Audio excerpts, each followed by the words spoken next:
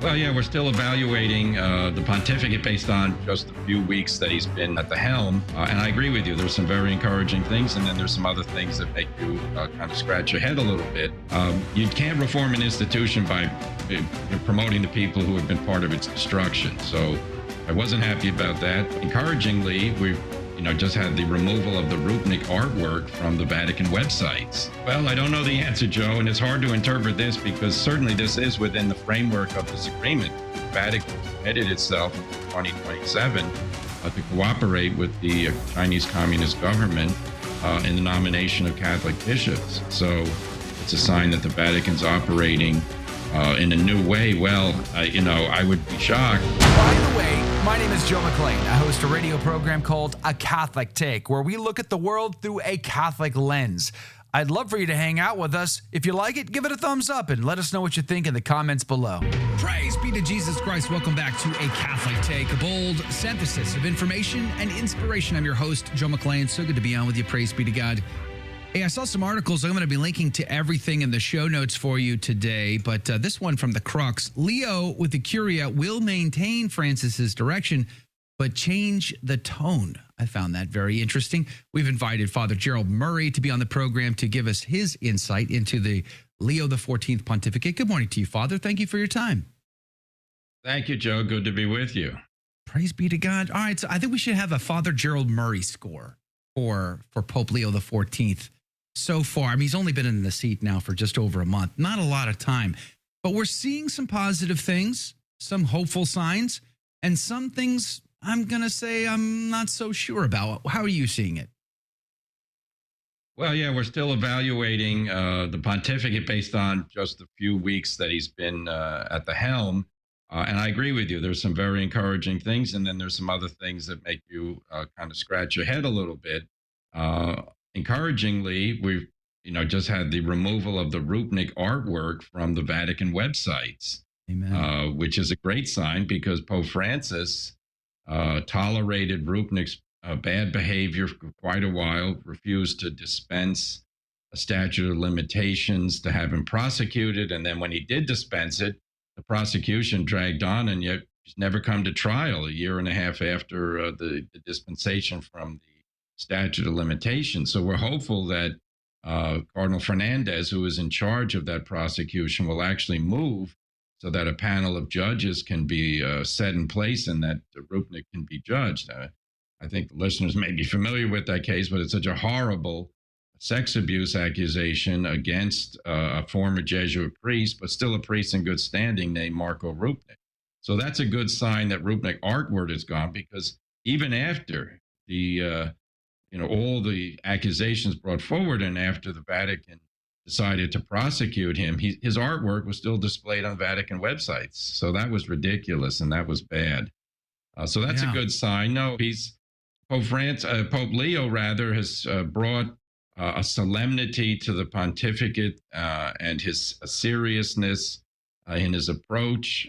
He's a good listener. He's soliciting advice from people. He's meeting with his staff. So to give an evaluation of the pontificate now would be foolish because we don't have enough information.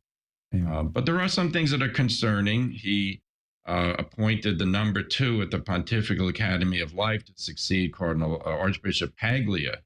And Paglia had destroyed the Pontifical Academy of Life from what it was as established by John Paul II. It was established not to be a debating society or a place of encounter with pro-abortion people. It was established to be an intellectual force to promote the defense of human life. Instead, Pope Francis directed Cardinal Paglia to change it, and people who are in favor of abortion were put on the Pontifical Academy of Life, which is horrendous. It just can't believe it, but that's what happened. So the number 2 is put in place because Paglia retired when he became an 80 or turned 80. You can't reform an institution by promoting the people who have been part of its destruction. So I wasn't happy about that, but it is what it is. And likewise, a French priest, Father Bourdain, who's at the Lateran, the former John Paul II Institute, which was also changed. That was an Institute on Family and Marriage. It became, again, more a debating society. And a French priest named Father Bourdain, who was there as one of the officials, he was confirmed in his place. So, putting people who have been part of the Pope Francis change in the pro-life academic side of things doesn't encourage me. I hope that the pro-life message will get more highlighting under Pope Leo, who we know from history participated in pro-life marches in Peru. So he is, and he was part of the founder of the pro-life group at Villanova University. So he is somebody who's demonstrated a pro-life commitment in his previous actions. So do you see it as a case that he's just moving slowly? I mean, prudentially, just subtly going to start changing things, nothing too fast, nothing too radical?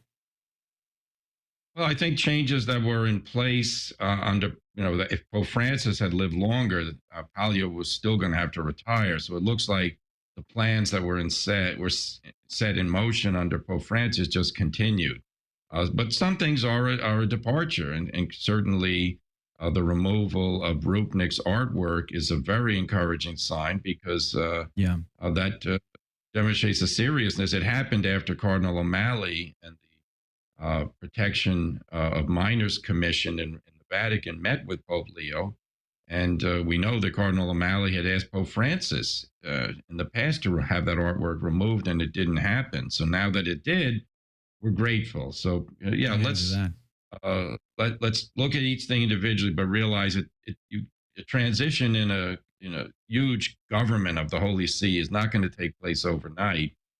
So we'll wait and see the more important nominations that Pope Leo makes to the curial heads of curial departments, who he retires and who he hires. I mean, I guess we're expecting this later this summer, early fall, as to some of these announcements. But I think many Catholics are saying to themselves right now that if Fernandez stays in his spot, there's issues here. Fernandez gave us fiducia supplicans, for instance, and other troubling issues. So how would you see that if according to Crux, John Allen over at the Crux is basically saying, hey, he's going to maintain this direction. We're just going to keep going here. It seems to be the case. How should we interpret that if certain key players in these big positions in the Vatican Curia keep their jobs?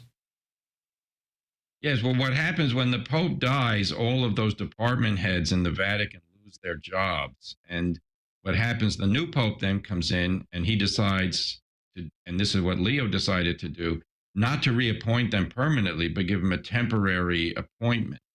And that's what happened here. So when the task comes to cross, when Pope Leo rather decides to start issuing permanent assignments for curial heads, then we'll find out. I certainly would hope Fernandez would be removed because it's my firm belief that Pope Leo needs to revoke fiducia supplicans and amoris laetitia, because these are two documents which undermine Catholic doctrine and promote immorality. And I can't believe that Pope Leo is unaware of the objections that have been made. He's a smart man. He reads the media. He knows what's going on. So I think he's got to take into consideration what people are saying. If he just keeps going in the Pope Francis direction on those two moral issues, then we have a serious crisis in the Catholic Church, because Catholic doctrine, the defense of it's the prime job of the Roman Pontiff. And that needs to be done. Blessing homosexual unions and giving communion to people in adulterous second marriages, these were innovations by Pope Francis that need to be overturned. And I hope and pray that Pope Leo will do that. Yeah. I want to get to the story that we've been reporting on today, which is the appointment of the auxiliary bishop in Fuzhou in China. The pillar, and I'm linking to all the stories, but the pillar paints this in a pretty positive light. They're saying this is definitely different than under Francis. However, other reportage seems to indicate otherwise, like LifeSite News, for instance, or ABC News. They both seem to think that this is very much in keeping with the Vatican-China deal, that in fact, this name was approved by the CCP because of their guy in the diocese that convinced them to accept it. And the language used in the press release seems to indicate the Vatican is playing ball with the agreement and with China in particular by not talking about, like, say, the archdiocese or metropolitan, things of that nature. How do you see this? Is this signaling a change? Are we gonna get a change in the Vatican-China relationships that have scandalized the faithful now for many years? Well, I don't know the answer, Joe, and it's hard to interpret this because certainly this is within the framework of this agreement. The Vatican has committed itself until 2027 to cooperate with the Chinese Communist government in the nomination of Catholic bishops. So people are saying, well, this is announced first by the Vatican, and therefore it's a sign that the Vatican's operating in a new way. Well, I would be shocked if this appointment had not been approved ahead of time by the Communist Party, or at least proposed by them, and then the Vatican makes this announcement. So I did read the article that you mentioned, but it's, the timeline and the, who's the protagonist here, not quite clear to me yet. Right. Now, the interesting thing, of course, is I discovered that Pope Leo, when he was Father Prevost, head of the Augustinians, visited China. So this is the first pope we've had in history who's visited China. And that is fascinating because that gave him an experience directly of how Catholics live in China. So let's find out what his thoughts are. Naturally, this agreement is in place. It's up to him to decide what he wants to do with it, whether he'll wait until 2027 to make changes. But we just don't know. It's too early to tell. I want to ask you another one. Cardinal Roach got reinstated temporarily, and a lot of people suggested that it was Cardinal Roach, and speaking to Pope Leo, that got the TLM restrictions postponed in Charlotte. That was a big story last week. But Cardinal Roach was never a big fan and a friend of the traditional Catholic community. So what are we to make of that? Well, we're not sure if that is what happened. If that the Bishop Martin down in Charlotte got a message from the Vatican to postpone his implementation of the suppression in all those parishes of the Latin Mass. So we don't know the answer to that. This is going to be something that we'll follow carefully, and certainly it'll be a hallmark of the pontificate when Pope Leo takes up the subject of the traditional Latin Mass and Summorum Pontificum and Custodes Traditionis Custodes.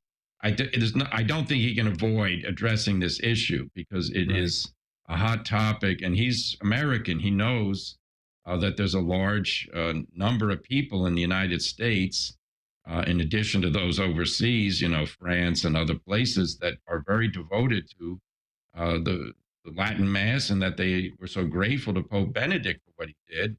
And they were so wounded and hurt by Pope Francis's actions. So, if anything, Pope Leo strikes me as a pastor of souls, and I don't think he will be, resistant to listening to what people have to say.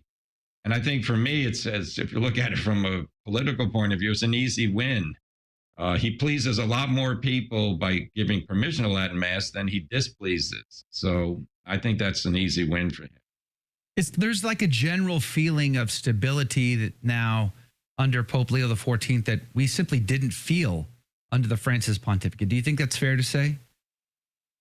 Yes, I think the pontificate of Pope Francis was marked by what Archbishop Genschwein talked about, which was arbitrariness. You could not predict where things were going to go under Pope Francis on the point of view of ordinary governance of the church, because Pope Francis decided to use the media as one of the prime means of governing the church. You recall the countless interviews that he gave to various media outlets. It's sad to say he didn't give interviews to other media outlets, even though they wanted. So, he chose his interlocutors, and then he would announce things and make comments. He made comments on ongoing canonical processes, which is highly unusual. So no, I think there's a feeling of stability because the personality and the actions of Pope Leo indicate someone who's reflective and is going to act in a considered manner in governing the church. And to me, that's a big improvement. Did you like that video? It's okay. You can admit it. It's perfectly fine. Hey, we cover the big stories of our day, from inside the church to outside the church to all points in between, and we do it from a Catholic perspective. It's called A Catholic Take. It's a radio program Monday through Friday. We live stream it right here on this channel, by the way, so make sure to subscribe, like, and share. We would be very grateful to you. And don't forget, you're going to want to watch this video right here because you don't want to miss anything.